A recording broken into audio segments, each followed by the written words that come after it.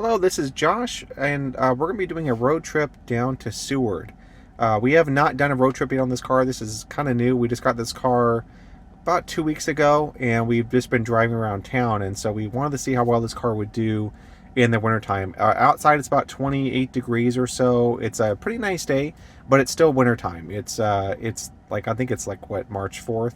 And so it's still not quite there yet to be springtime. So we kind of want to see how well this thing does, because you do lose range driving in the wintertime. So we got this thing charged up to about 97%, and we're going to be going down to Seward. And so that's going to take us, looks like we should get there with, I think it's at about 33% range left. So we'll see how that goes. It looks like it's about 167 miles to go. So it should be a fun trip. So we'll see how this thing goes, and I will let everyone know how this goes on the way. And yeah, we'll be stopping at the Diamond Center in Anchorage, because that is going to be a good spot to stop. One of the things that we're kind of worried about is with the range, because toward the end of the trip, we go through this mountain pass area where there's just nothing there. So if we do run out of range going a lot of uphill, we're gonna be stranded. I don't want that to happen. I freak out when my gas gauge gets below a quarter of a tank. So I'm a range anxiety guy, so I really want to try this out first just to see how well it goes. But hopefully with enough of a top off in Anchorage, we'll have enough to make it. So we'll see how this goes, and I will keep you guys posted.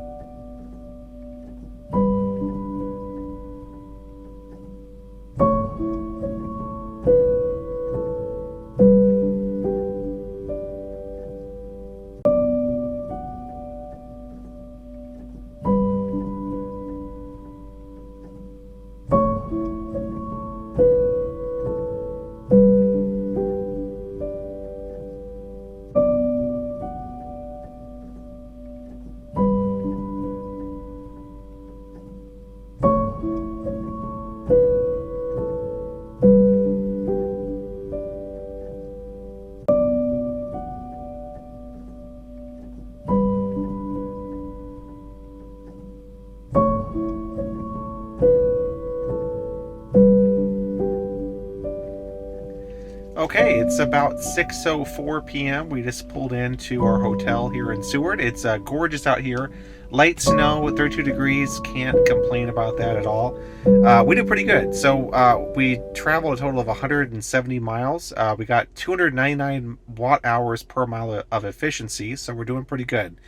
We pulled in with 31% charge, and we're going to check in the hotel, drop our stuff off, and then plug the car in over at the destination charger on the marina. So should be fun.